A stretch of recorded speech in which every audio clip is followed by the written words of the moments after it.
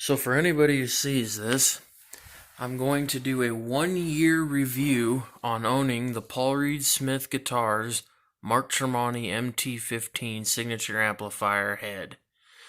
I'm not going to play today for two reasons. Number one, I'm not that good. Number two, even with a frickin' noise gate, the electricity in this house creates a hum that you will not believe, and it's just annoying and it can't be dealt with. So I'm going to talk about the amp, and I'm going to talk about what I like and what I don't like. What I like is that it's small, it's compact, it's lightweight, it frickin' sounds goddamn amazing. I mean, this amp coupled with the SE Mark Tremonti guitar loaded with Mark Tremonti signature pickups, this amp gets you as close to the sound as you're gonna get. You know, you're not gonna sound any closer to Mark unless you are Mark.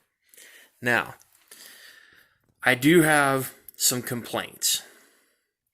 First of all, the layout of the knobs really doesn't make all that much sense. I think the lead channel volume for the distortion channel, I think that knob should be over here with the controls for the lead channel.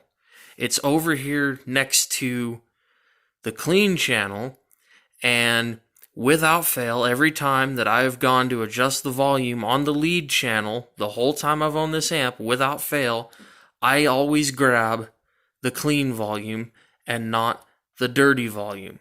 Why? Because it's in the wrong place. Second complaint is the treble boost.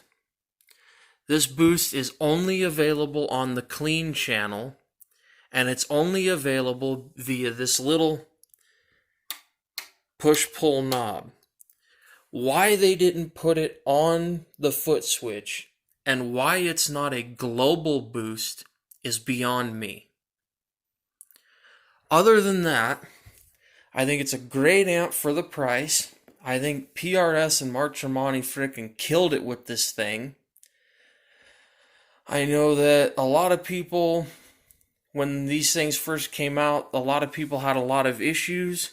I waited for a really long time before I got mine, hoping that the issues would be worked out. And to the best of my knowledge, they all have been. I haven't had any problems with this thing. Other than the fact that it's just fucking loud. It's 15 watts, but watts don't mean shit for volume. You take this lead channel and you turn it up past here, which is next to 0, and this thing will start making your freaking ears bleed. It's awesome. So for all you high school kids out there, this is not the bedroom practice amp for you. This thing is fucking loud. And it sounds good when you get it right at where the volume kicks in between 0 and okay, I can hear this thing. It sounds good. But it really doesn't start to sound good until you turn it up just a little bit more than that. And if I turn this up more than this, it's just too fucking loud for here at home.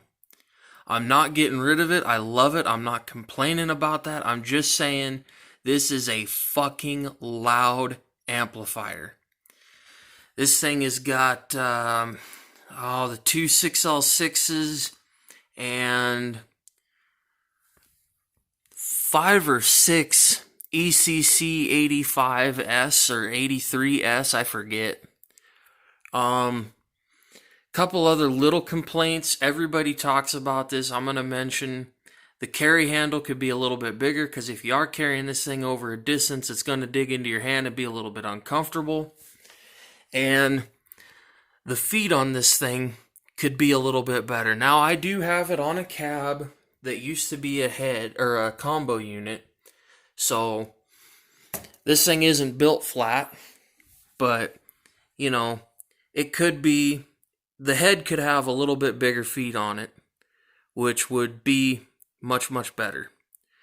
In addition to that, I think the lights are pretty cool. The LED lights that are in here, I'll turn it on for you really quick, just in case anybody hasn't seen it. So clean is blue, dirty is red. And you got all kinds of LEDs in here. Yeah, that's cool, but I think you could have made it $50 cheaper and taken the damn lights out of it. Or take the lights out, take the treble boost, stick it down here on the foot switch where it belongs, and keep it at the same price. Make it a global.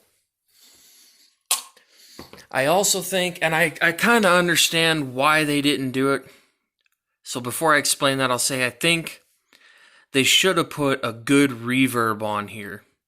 And I think the reason they didn't do that is this amp is going to get pretty damn loud if it's sitting on a 4x12. Mark Tremonti said he plays this amp at home with a 4x12, and he's worried about his neighbors complaining. That tells you how loud this thing is. That dude lives in a big-ass mansion in a nice neighborhood in Florida somewhere. I've seen pictures of the place, assuming that it really is his house. And his neighbors are not exactly on top of him. But this amp through a 4x12, he's worried about his neighbors complaining. So I think that PRS and Mark Tremonti decided not to put a reverb unit in this because the way that a spring reverb works, just in a nutshell, if you're playing at loud volume, the vibrations from the speaker cabinet are going to cause the reverb springs to sympathetically vibrate. I think that's probably why they didn't put it on there. And adding a digital reverb is going to sound like shit and cost a lot more money. It would be nice if this thing had a little bit of a built-in reverb, but I can certainly understand why they didn't. Also, I think if you take away these little visual things that are on both sides, and if you reduce the amount of time, energy, and effort that goes into drilling all of these holes, I think this amp could have been a little bit cheaper. Street price on this thing, as far as I know, has always been $649. I got this for a hell of a lot cheaper, and I'm not going to explain how, because I just got lucky. I twisted my buddy's arm and got him to sell it to me for a lot cheaper. It is a fantastic amp. I will never, ever want to get rid of it.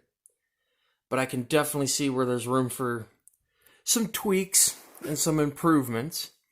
And as I understand it, they can change out the transformer in these and turn it into 55 watts. So, hopefully they'll do that soon, or even better, turn it into a 100 watt. And I would definitely like to see a third channel on it, for sure. I think the boost should be global, it should be foot switchable, and I think it should have a third channel so that you can switch between a clean, a dirty, and a lead. Anyways, that's all I got for now. It is a wonderfully fantastic amp. The gain on this thing, the saturation, is just absolutely nuts. I have had a few opportunities to really crank it up, get the speaker moving, get those tubes cooking, and I gotta tell you, if you haven't heard this thing on YouTube, go look it up. It is fucking phenomenal. PRS and Mark Tremonti really, really knocked this thing out of the park. This is a phenomenal amp. I just have those few complaints, and I had to get that off my chest. I've been waiting for a full year. I feel like now I've owned it long enough. I can say with authority, it needs a couple of little tweaks to improve it. And like I said, I love the LED lights, but I think you can knock the price down $50 by taking the LEDs out. This amp for $600, come on. Talk to you guys later.